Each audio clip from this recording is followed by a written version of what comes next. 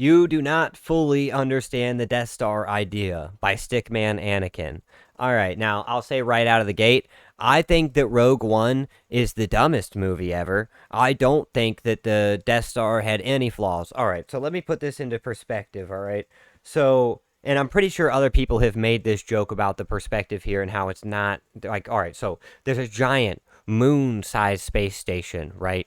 Giant moon-sized space station, bigger than anything that's ever been created before. On this moon-sized space station, there is one weak point. It is a tiny hole the size of a womp rat, which is a small creature, and to be able to destroy this Death Star, you would have to shoot a torpedo directly into this torpedo-sized hole, and then it would have to turn and go down a 90-degree angle down into the reactor before it could actually do any damage.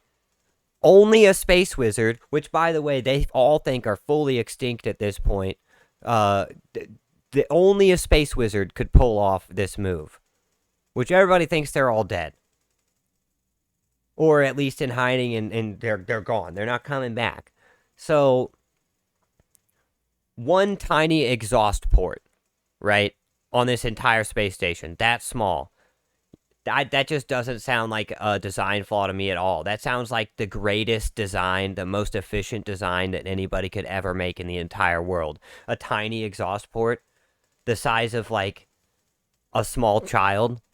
On a moon-sized space station, that's the only exhaust port you need. You said it's okay to be wrong about Rogue One?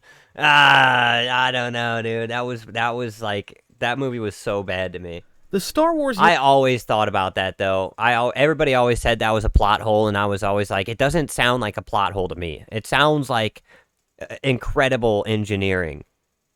Universe is crammed with superweapons capable of horrendous atrocities. They're present in canon and legends from the First Order's Starkiller base to the Dark Empire's World Devastators. But none is also, alright, here we go. Let's get into it some more. So, George Lucas revealed that Darth Sidious had the plans for the Death Star at the end of Episode 3. And actually, the Clone Wars show showed it that he had it even sooner. So, he had the plans for the Death Star a while before Galen Erso showed up, or whatever his name was. I think that's the right name. And the Empire is also known for being meticulous in their design, and also meticulous in making sure that people do what the hell they're supposed to be doing. So either these plans already had the exhaust port on it, or there was such a catastrophic failure on the insecurity on the most important space station of all time, run by the best general, Grand Moff Tarkin, to ever exist. And for years, this guy built it incorrectly and nobody noticed. Either that happened or it's not a design flaw. more notorious or iconic than the infamous Death Star. From the moment old Ben Kenobi says that's no moon, that's a space station, you know that this is going to be something forgettable. It's not the biggest or most powerful, but it's definitely unforgettable. However, because we know what happened to both Death Stars, it's easy to think the Empire was dumb or wrong to put insane resources into building them. Yeah. In this video, I'm going to look at 6 logical reasons why the Empire wasn't wrong or stupid to construct the Death Stars, at least from a strategic perspective. Let me be clear from the start, I'm not justifying the Empire as a political entity. I am. There's absolutely no doubt that it was beyond an evil regime. Nope. Alright, hold on. Let's stop him right there, okay? If you were a Jedi, the Empire was evil. But look at it from an objective standpoint before Disney got their grubby fingers all over it. The Empire completely ended slavery. It got the criminal empires on lockdown and made them start acting right. It completely cleared out corruption from the Grand Senate. And it stopped all the wars in the entire galaxy. Besides for the rebellion that happened like 20 years later and fucked them up. From an objective standpoint, unless you were a Jedi, the Empire was a much better place to live under than 1,000 years of the Republic. And that's just the truth. Sorry. But it's still possible to rationalize some of its decision-making without supporting them. Let's get started. Let's start this video by talking about why the Empire actually built the Death Star in the first place. This is also mostly consistent across both the canon and Legends timelines. Which I hate that they call it that. You should actually call it the Disney and then the canon timelines because, dude, Disney is not canon. No, I don't care who owns it. I don't care who owns it. Disney is not canon. George Lucas's vision was canon. Everybody knows that the Death Star has a super laser capable of obliterating an entire planet. Yep, One of powered the by a earliest kyber scenes crystal. we see involving the weapon is the destruction of Alderaan, one of the wealthiest core worlds. This is a shocking scene because it demonstrates the true power of the battle station and is incredibly foreboding for the rest of the galaxy. However, if we break down why they chose Alderaan and how the Empire planned to use the Death Star after, it becomes more interesting. Yeah. Firstly, we need to consider who gave the orders to destroy Alderaan. Grand Moff Tarkin chooses Princess Leia's homeworld in Episode 4, despite her claims that the Rebel Alliance's base was on Dantooine. His immediate words are basically that Dantooine is too remote to be an effective example to the rest of the galaxy. Alderaan is a pacifist society with political clout and a strong economy in the most secure region of space. And not only that, but the Emperor just abolished the entire Senate. The Imperial Senate, he just abolished it, like at the start of Episode 4. This world because it would show that nobody is safe. It's definitely psychopathic genocide, but it's not a moment of irrational madness on his part. This is an extremely pragmatic opinion, which makes it even more terrifying in my opinion. Alderaan is chosen for its symbolism and because it's Princess Leia's homeworld. Yeah. Everything she loves is vaporized in an instant. Strategically, it also made sense because Senator Bail Organa was a known political agitator and rebel sympathizer. Yeah. The Empire never proves in canon that he was working directly with the Rebel Alliance. No, but he was part of the Imperial Senate during that time, and he did make his opinion very known out in the open. So, I mean, I'm not justifying blowing up Alderaan. I think blowing up Alderaan was a little wild, but I don't know. I think living under the Empire until they built the first Death Star, the first Death Star, was a good thing. Right up until they built that Death Star. Then it kind of sucked. This is a significant deviation from Legends, where Organa is even a prisoner on the Death Star in The Force Awakens. We see in the Andor series that Organa is extremely careful, taking fewer visible risks than Mon Mothma, for example. It also served Alderaan the Empire deserved it. to keep him around as a vocal political opponent. To be fair, I have not seen Andor. I can't even watch these new Disney shows anymore. So, like, if it's from Andor or it's from the Ahsoka show, like, the last one I watched was the Obi-Wan show, and after I saw what they did to the lore, it made me I can't watch any more of it. It's just all fan fiction bullshit. You're telling me that Princess Leia, at like 10 years old, ran away from these big bad guys, all like fucking 12 of them, managed to get away from them for a good minute, and she's running like half a mile per hour like a kid would, and somehow these guys are fumbling over themselves. Then she meets Obi-Wan, has a big grand adventure with Obi-Wan, and then doesn't remember Obi-Wan in the future. Like, why did they have to do that? Just to you could have made any story and brought Ewan McGregor back as Obi-Wan. Any story besides for that. And it would have been good. That's like the last thing you could have done. There's an edit of Obi-Wan that fixes a lot of its issues. Dude, the core story, though, is an issue. That creates a big-ass plot hole, because when Leia talks about Obi-Wan, she talks about him as a man she's heard about from her who she doesn't know is her fake father. You know, like, you fought alongside my father during the Clone Wars, what I heard, or whatever is what she says, you know, and then she's like, you know, whatever she said. I don't know. It's been a while. I can't quote it directly. Whatever. Fuck it. But you know what I'm saying. Like, she literally talks about him as a dude that she heard about from her dad. And then all of a sudden it turns out they had this big grand adventure together, and there's no way she would forget him, because that was like probably, if you were a 10-year-old, that would be the most formative moment of your life. Gave them a veneer of legitimacy. That's why they didn't simply get rid of him when they had the chance. But everything changed after his adopted daughter, Princess Leia, and the Rebel Alliance stole the Death Star plans. Suddenly, Alderaan was at the forefront of Imperial opposition, making it the perfect target for the Death Star's initial test. Oh yeah, I guess she did know she was adopted, but still, like, yeah, I don't know. Again, let's consider crazy. the person who was obsessed with the Death Star more than anyone else, Grand Moff Tarkin. Emperor Palpatine was the Empire's overall supreme leader and symbolic power, while Darth Vader was his ruthless hand, but it was Tarkin who was responsible for much of their day-to-day political and military ideology. Yes. In James Luceno's canon novel Tarkin, we learn how the future Grand Moff believed that the most effective way to rule the galaxy was through fear and domination. Based.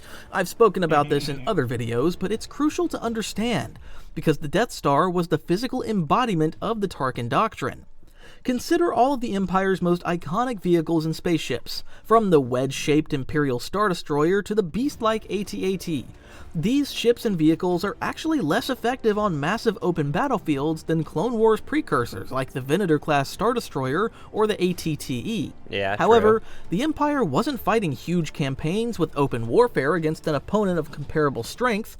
Instead, they weaponized fear and intimidation as a deterrent against resistance and uprisings. Which This realistically makes them even better of guys, honestly. That makes them even less of bad guys, because they were trying to use a deterrent so that they didn't have to get physical with anybody, so that there wouldn't be any problems. God, the Empire, based and true. brings us back to the Death Star. It was supposed to be the ultimate deterrent.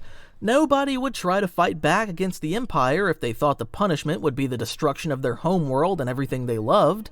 Yes, it was extremely evil, but from the cold, logical view of a Sith Emperor, it was entirely logical. We can see from the perspectives of figures like Director Krennic in Andor, Tarkin in A New Hope, and even the Emperor in Episode 6, that their motive isn't to destroy the entire galaxy. This would be illogical because then there would be nothing to rule or exploit. The Rebel Alliance is so desperate to destroy it in The Return of the Jedi because they know that a completed Death Star will almost guarantee the end of their movement. It's worth noting, too, that not every species or world in the galaxy was against the Empire.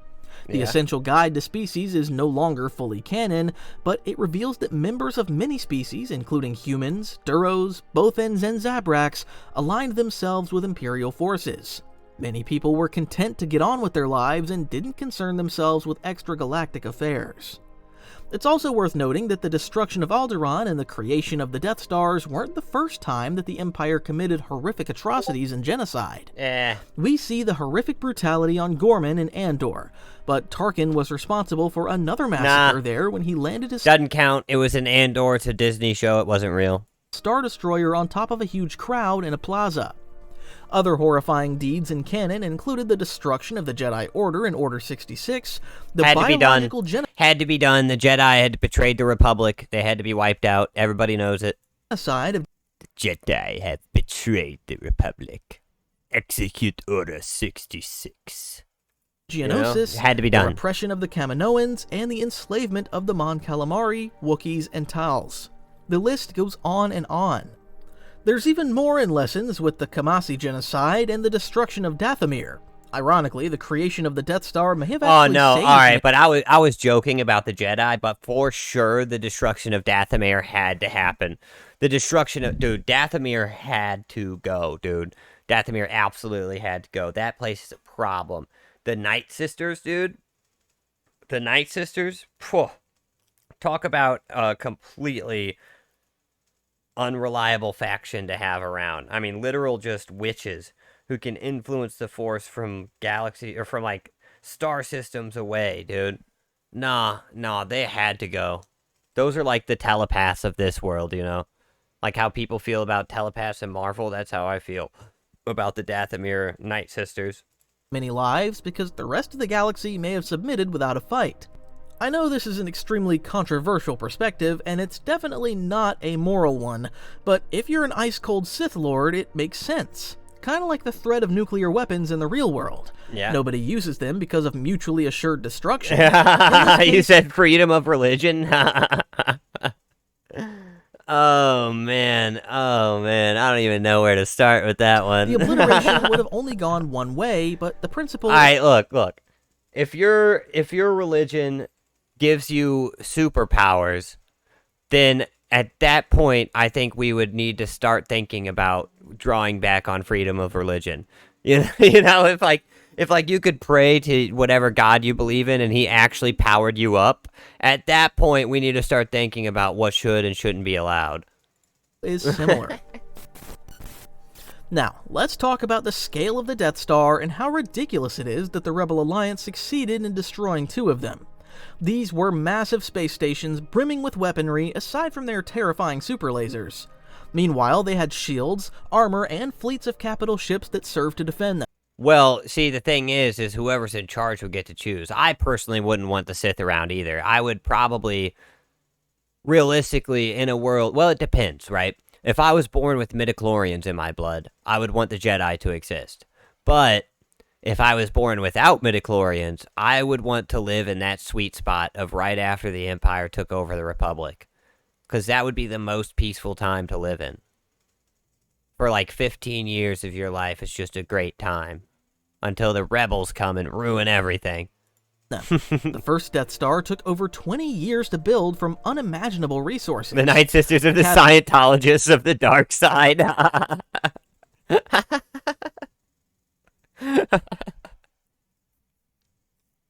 That might be the funniest thing I've ever read. Holy shit. The list, a Rogue One That's novel, so revealed true. that the Geonosians created the original plans under the guidance of Count Dooku, before the Empire took them over.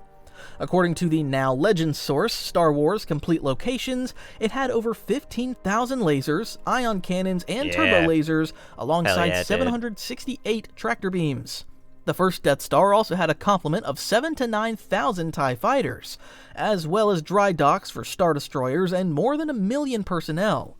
Of course, the Empire never completed the second, but it was on an even bigger scale. Yeah. Star Wars, absolutely everything you need to know. Which, by the way, building a Death Star that close to a planet, wouldn't that throw off the atmosphere? Because doesn't a moon affect the atmosphere? And if you just added a second moon to the atmosphere, like to the gravitational field of a planet, wouldn't that fucking affect the atmosphere? I don't know. Maybe I'm crazy. For 1 trillion credits to build the first Death Star. This is an astounding figure, but remember the Empire was exploiting most of the explored galaxy except Hutt space. They plundered planets for resources, including Kyber crystals from Ilum in Jedi Fallen Order, and Jedha in Rogue One. Many other planets had key resources too, such as Kessel and Mustafar for refined fuels and Durasteel.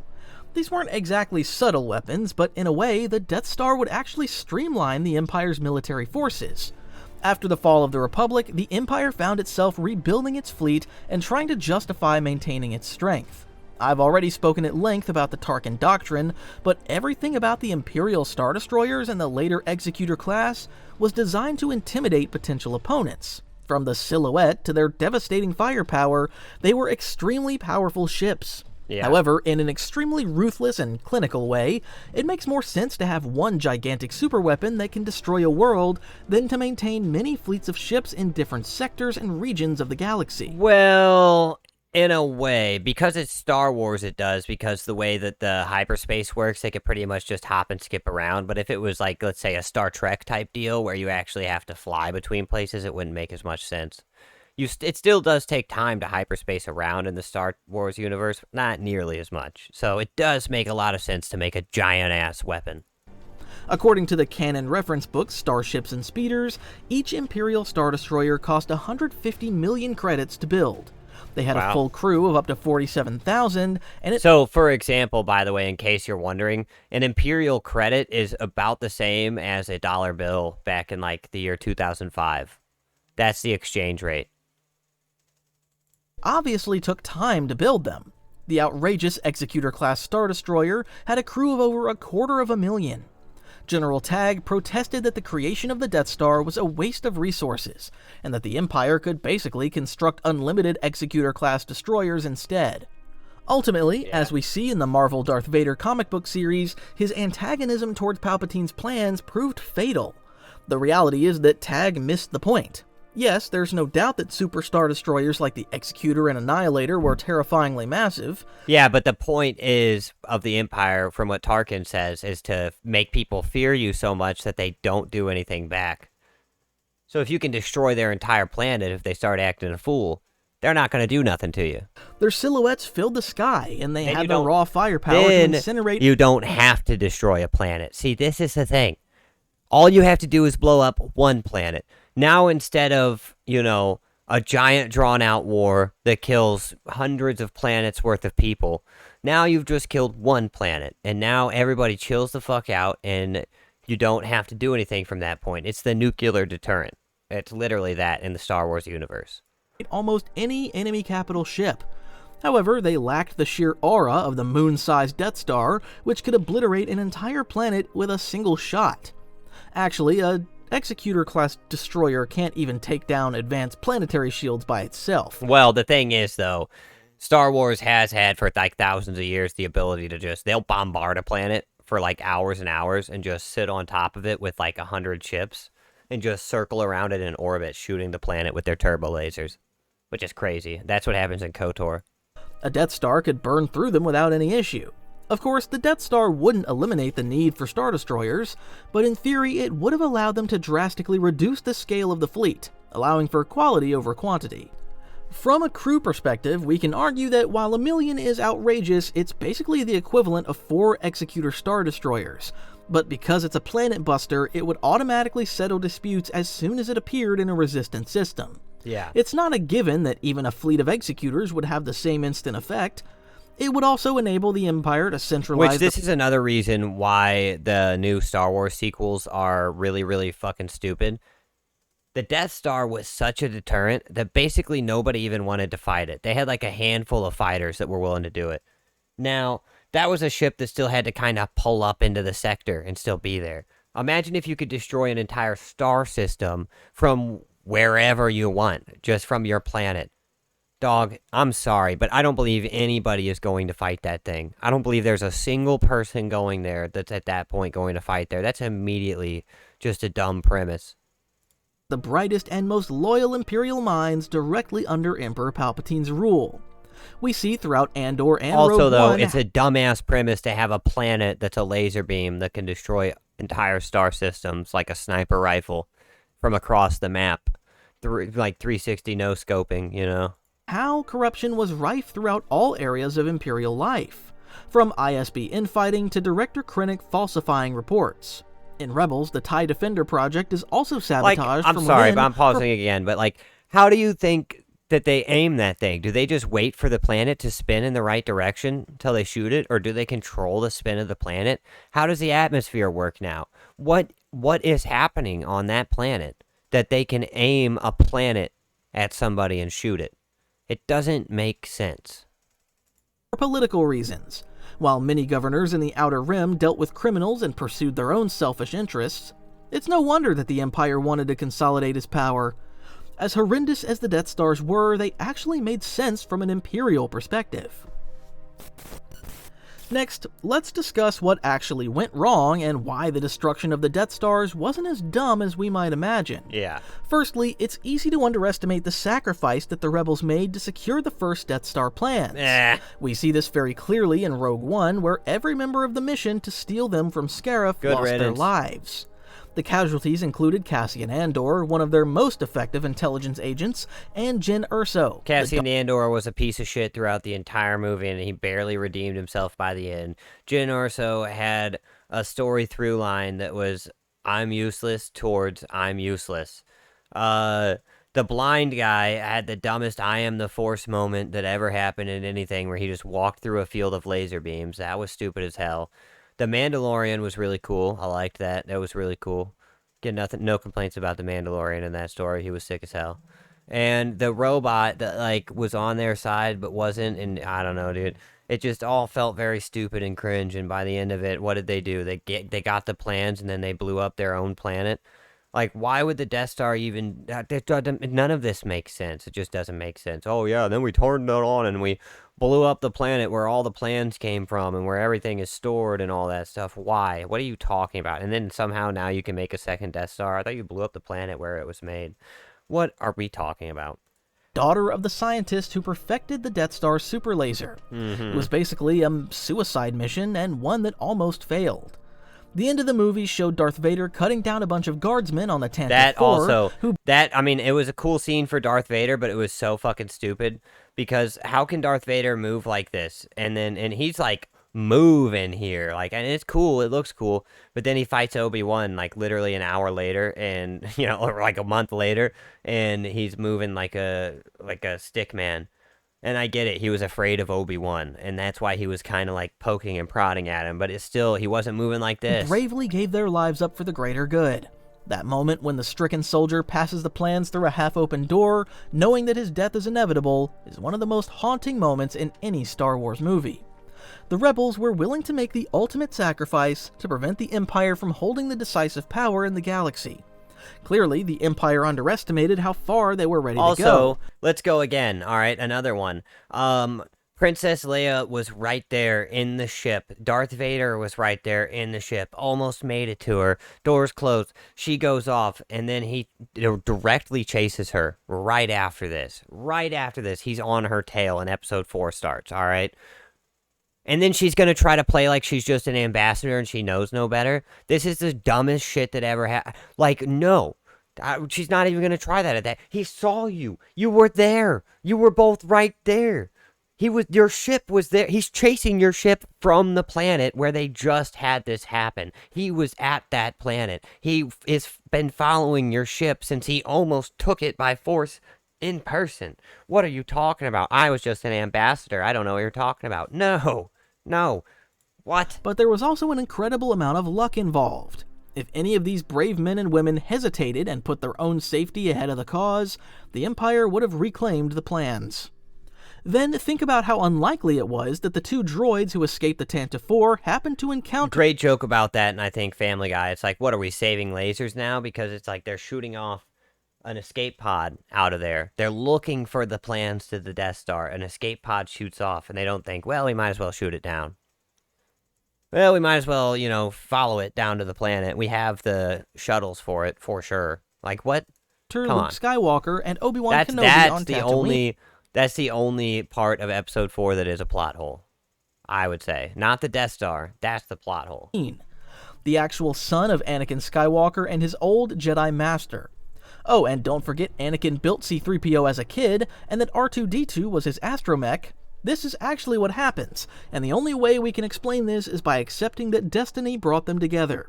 The Force always seeks balance, and this works both ways in the Star Wars universe, as the fall of the Jedi Order proved in Revenge of the Sith. This is something intangible that no regular human engineer or scientist could ever comprehend when they were building the first Death Star. Even Emperor Palpatine himself, one of the most powerful Force users in galactic history, didn't consider that the Force could work against him. Obi-Wan famously said in Episode 4, "In my experience, there's no such thing as luck." He was absolutely right. That brings us to how the rebels destroyed the first Death Star. Again, this was basically a suicide mission for Red and Gold squadrons, with somewhere between 30 and 40 casualties. Their target was a single 2-meter thermal exhaust port, a critical design fault deliberately and secretly created by Galen Erso. It's easy to see why Grand Moff Tarkin was so confident that the Death Star was invincible. He refused to evacuate the battle station or retreat because he justifiably thought the station was indestructible. Yeah, because realistically it was, unless, like I said, a random space wizard who's been training his whole life in marksmanship, which they're not even known to do, managed to, somehow slip in and fire a torpedo at a 90-degree angle down inside of your ship's tiny exhaust port. The wildest aspect of this is that he would have been right if it weren't for Erso's defiant sabotage. Nope, don't agree. Even so, it was still a near impossible task for the rebels to destroy it. His sabotage. What did he sabotage? You tell me for years and years and years he built this long-ass exhaust port that went from the outside of this moon-sized space station all the way to the interior, to the reactor, and nobody noticed him doing it? Because that would take a long time. That would take a lot of workers to get that done. You tell me nobody in the entire time he was building this exhaust pipe went, why is he building this exhaust pipe? No, that's crazy. That's absolutely stupid. Luke compared it to shooting womp rats on Tatooine, but it's more like hunting for needles in a haystack. But this haystack was a deadly maze brimming with turbo lasers and an angry Sith Lord and a TIE advanced prototype trying to shoot you down. The rebels had multiple failed runs. That's the other thing. Tarkin knows Darth Vader personally. And he might be the only person that knows he's Anakin even. If anything, he's not. There's no way he believes he can lose here as well, because he's got Anakin fucking Skywalker in a spaceship on his side. The greatest starfighter of all time. Turbo lasers and TIE fighters destroying many of their X-Wings and Y-Wings. The Force just worked against him. Even Wedge Antilles, one of their top young hotshots, is forced to admit defeat. Ultimately, only Luke Skywalker is capable of locking onto the thermal exhaust port, but he doesn't do this through conventional technology. Instead, the voice of Ben Kenobi convinces him to See, you say, to be fair, it is a space opera about space samurai wizards fighting with laser swords. But I still need it to make sense. I can't, like, that's the part. I know that might be silly to say, but I need it to make sense within the universe's rules. Like right here, where Darth Vader wouldn't have lost this fight, but the Force worked against him, and the Force caused the other ship to crash into him and cause him to veer off into space and damage his ship. Like, Darth Vader realistically should have won that fight, but in universe it makes sense that he lost because the Force. I don't know. use the Force and trust himself. Luke was one of maybe a handful of people in the entire galaxy capable of making this shot. Even the destruction of the second Death Star at Endor was more down to Palpatine's hubris than the battle station's flaws. Yeah. Firstly, it wasn't even completed when the Empire leaked compromised intelligence to Bothan spies. This was a deliberate ploy to lure the Rebel fleet to its destruction, and it would have probably worked if Palpatine hadn't had an obsession with turning Luke Skywalker to the dark side. True. That's why he refused to allow Admiral Piet to move his Star Destroyers into offensive positions against the Rebel Mon Calamari cruisers. He also opted to use the second Death Star as an offensive... I don't know, I gotta go back to saying that point, though. That's why I also believe that it makes sense that Tarkin wouldn't leave. That makes sense to me, why he died there. It makes sense that Darth Vader would get defeated because of the Force, and it makes sense that Luke would make the shot, and that nobody would think he would. Like, all that makes sense in universe, So then we add in Rogue One, and now none of it makes sense in universe. Now the Obi-Wan versus Darth Vader fight doesn't make any sense. Now the shot that Luke takes is not actually him being the chosen one or whatever.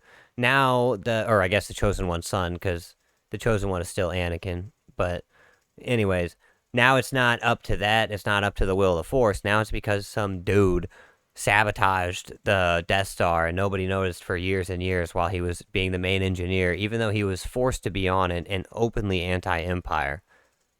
I don't know. Weapon against the Rebel fleet, exposing it to danger.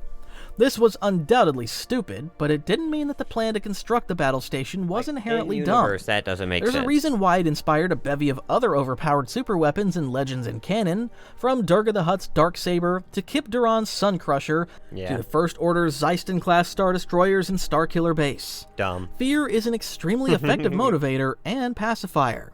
This was also why the Rebels surprised the Imperials by holding their ground in a last-ditch all-or-nothing assault to destroy the Emperor and the Death Star The altogether. Starkiller Base is the dumbest thing in the world to me. I'm sorry. I can never get over how dumb the Starkiller Base is. You're going to aim a planet at somebody. How are you doing that? How? One of the most interesting and polarizing revisionist arguments about the Empire is that it arose out of the Republic's failures. This is true to an extent, but it doesn't give the full picture. There's no denying that the Republic became a victim of its own decadence and hubris. Massive corporations like the Trade Federation and Techno Union managed to establish themselves as galactic. And this whole thing is kind of an allegory for our world right now, where nothing can ever get done and the corporations are just running amok because we have too many politicians who are not willing to do anything. Powerhouses That is with the truth. more Left or influence right, than many. left, right, up and down, doesn't matter. They're all walking in the same direction, and that's who will pay me the most to sell out my country. Like, realistically. Planets. The Neimoidian-led Trade Federation even had its own galactic senator. They took advantage of political deadlocks to hold entire planets and systems to ransom, such as Naboo in The Phantom Menace. It's an unfortunate reality that the Republic sleepwalked into chaos. Darth Sidious exploited this, manipulating the industrialist, separatist, and Republic forces into a brutal war of attrition against each other, while secretly pulling the strings on both sides. I don't know. Let me put into a perspective an example. So, in a town in Missouri, all the people in the town got together. They had a vote. They voted for if the flock cameras could come into town or not flock cameras, AI data center. If an AI data center could be moved into town or not. Everybody voted no. It was a unanimous no vote. And then the council decided to still put in the data center anyway, because this is another thing. They're just working for their money. They're going to work against your interests as long as they get paid. The good thing is we still have a little bit of a system here where we can turn things around, and they voted out every single one of those council members. They all got replaced. Data center didn't get made. I like that. That's the power of the people, man. However, the Republic, despite all its faults, attempted to rule through equal representation. It's entirely true that some planets, especially the core worlds, were more equal than others, but it was a system that mostly worked for over 1,000 generations. Meanwhile, the Empire rose... See, the thing is, if you weren't one of the, 12 core worlds, and you requested any kind of law assistance or anything, you would get turned down. The Republic was not coming to help anybody. They would send you money. They would send you all kinds of stuff, but they would never send actual help. And collapsed in just 25 years. But the Death Star was set to be the genesis of its extended longevity. The idea was simple. Nobody would mess with them if they had a planet-busting battle station. In many ways, the Empire was more efficient than the Republic. Its centralized authority meant that key figures like the Emperor, Darth Vader, and Grand Admiral Thrawn had absolute control of the forces and factions under their direct command. In theory, this enabled rapid law enforcement and military responses. This is also why the Empire was able to gather the resources to build its massive fleet of Star Destroyers and eventually 2 Death Stars. Yeah. It's worth noting that the construction of the second Death Star was so rapid because they already had the supply chains in place. It's fun to speculate what would have happened if the Empire succeeded in completing the second Death Star, regardless of whether Sidious turned Luke to the dark side or not. I mean, if they finished the last Death Star, the second Death Star, their reign would have been solidified. The Emperor would have lived forever, and he would have been the new God Emperor of mankind in this universe. I'm mostly going to focus on Legends for the next few minutes because these stories clearly the aliens from outside the galaxy who the Empire definitely could not beat would show up, and it would be a big battle. Why building a super weapon like the Death Star wasn't such a dumb idea. The mapped Star Wars galaxy faces many external threats from the unknown regions and beyond in these novels, games, and comics. From the Sea-Ruby incursions in the Truce at Bakura to the Yuuzhan Vong invasion in the New Jedi Order Yuuzhan novels, Vong are terrifying. The New Republic constantly found itself on the back foot. The Yuuzhan Vong are the most interesting example because they wreak havoc across the galaxy, totally destroying or terraforming entire worlds, including Ithor, Duro, and Coruscant. The novel Outbound Flight makes it very clear that the Jedi and the Sith detected an anomaly in the Force before the Clone Wars. Nobody was more prepared for this in Legends than Palpatine, who correctly believed that a massive invasion was inevitable and presented an existential threat to the galaxy. Which also is part of the reason why Palpatine had to speed up his plans and take over the galaxy now and build the Death Star now and do all this stuff now, is because he needed to have something to stop these people. This was one of the key reasons why he had a giant standing army, even though he hadn't been at war for more than a decade. That's why. He maintained such heavy militarization after the Clone Wars and Legends. I love this guy. It's definitely to enforce his rule across the galaxy, but it's also in preparation for a threat beyond anything anyone can comprehend. Yeah. Personally, this is something that I really like about Legends compared to the canon narrative, because it gives Palpatine way more depth and purpose than just being an evil Sith. Yeah. Outbound Flight reveals how Palpatine recruited... Palpatine, at the end of the day, is still like a Naboo human, you know? He's still a human, so he's got to have an actual reason for why he's doing all this shit. And yeah, he's evil. Palpatine, of course, is evil. But, I mean, there still should be a reason. I mean, and this isn't like some poor me reason that he has either. It's not like, oh, my father died, and now I'm just some asshole. It's like, nah, he's been an asshole his whole life. But he also knows how to get shit done. And he knows that if he doesn't do this, he's gonna die. And that's the problem he has. Not that anybody else will. Anti-alien bias, because he recognized his intellect and strategic brilliance. He dispatched Thrawn to explore the unknown regions and to help prepare the galaxy against the invaders. Yes, dude. And Grand Admiral Thrawn is just nowhere to be seen in the movies. He showed up in Rebels, but God, dude. What a loss of a character. Also somewhat justifies the Death Star's construction because Palpatine believed it was his responsibility to save the galaxy. Yeah. Yes, it's an unbelievably brutal weapon, and he probably had a messiah complex, but in Palpatine's eyes, harsh times demanded extreme methods. The Yuuzhan Vong wiped out entire worlds before the New Republic was able to adapt to their unique culture and biotechnology. It's highly likely that Palpatine wouldn't have suffered such heavy early losses, and may even have contained the carnage to a single corner of the galaxy. A superweapon like the Death Star would have been an invaluable tool against the Yuuzhan Vong. Yeah, it would've Palpatine scared could have them all. directed its use as a conventional weapon against their live ships. He also wouldn't have hesitated to sacrifice strategically lesser planets in wild space or the Outer Rim regardless of civilian loss. This would have greatly lessened the Yuuzhan Vong's capacity to stop... If you're a Warhammer fan, see, this is the difference between Warhammer and Star Wars, right? Because you hear this in Star Wars and you go, oh, what a monster. You hear this in Warhammer and you go, yep, based Emperor. He's doing what he has to do. Biomass and grow their population. Palpatine would have ruthlessly suppressed refugees if it eased pressure on key core worlds like Coruscant and Corellia. This might be a wild hot take, but go with me here. The Death Star could even have become a symbol of freedom and liberation. Yeah. Yes, I know this may seem crazy, No, I'm but with the him. Yuuzhan Vong kill millions of sentient beings, from Vector Prime through to the Unifying Force. Palpatine could have even established himself as the galaxy's savior. Yeah. Whatever happened after that is a mystery and probably wouldn't have been good. See, and Palpatine for sure was evil, but this gave his character so much more depth that made sense. And honestly, what's really funny to me, if any of you have played Fable 3, you'll see the tie-in exactly with that and this. The people who made Fable 3 were for sure a fan of this idea because that's exactly what the bad guy Logan was doing. He was doing evil shit the whole time, and he was ruthless, but it was to build up for a dangerous existential threat that was far more dangerous than his evil deeds. Again, none of this is canon anymore. The Grisk is the closest equivalent to the Yuuzhan Vong in Timothy Zahn's new Thrawn novels, but have yet to make the same impact in mainstream Star Wars movies or TV. Nonetheless, it's fascinating to consider, and it definitely gives the Death Star more meaning than just being an evil weapon of mass destruction. Yeah. Finally, let's wrap this video up by considering what happened after the destruction of the Death Star in both canon and Legends. The short answer is that there was a wave of other superweapons. In the Legends novel Darksaber, Durga the Hutt attempts to construct a miniaturized Death Star laser because he wants to extort the galaxy and hold it to ransom. This actually goes against the wishes of his fellow Hutts, who identify him as a threat to their entire way of life.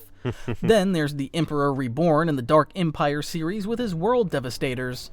These lumbering superweapons churn up the surface of entire planets, converting their natural resources into war materials and leaving worlds ecologically devastated.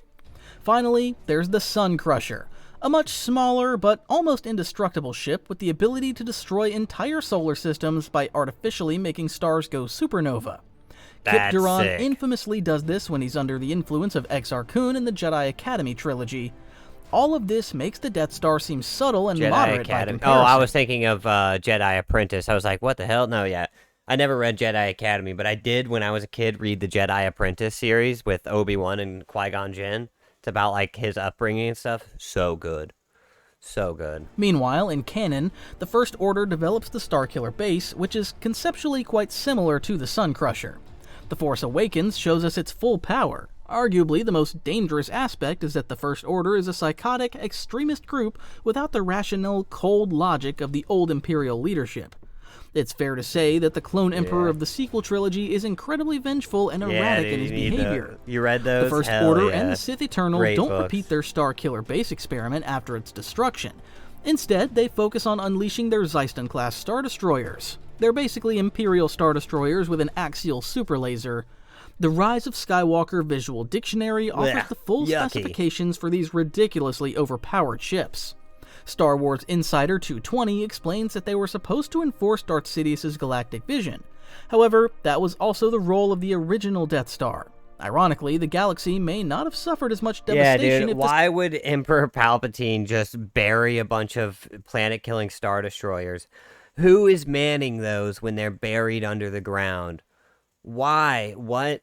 Who? Just because somehow Palpatine returned? Okay. Second Death Star had been completed, because it would have been a single dominant force. This is only speculation, but Palpatine may not have bothered developing hundreds of Zeiston-class destroyers because they would have been overkill. There's also far more risk of a ship falling into an enemy's hands than a Death Star. It's fair to say that the Zeiston class is one of the most polarizing aspects of the sequel trilogy. I don't know. I think that would be the Holdo remover. Well, actually, no. Everybody hates the Holdo remover. Never mind. Some fans justifiably criticize them and argue that an axial super laser is just too powerful for these ships and would have disintegrated them. However, Yeah. regardless of our feeling, the reality is that they are canon now, so we just have to go with it. No, we don't. No, we don't. I hate that. Nope. Nope. Just because they say it's canon doesn't mean we have to go with it. I don't agree. Disney is not canon. What George Lucas made, the Legends, that's canon. That's where the canon starts and stops. We got 40 good years of it, 50 good years of it, whatever, however long it was. That's all we got. That now it's over. End of an era.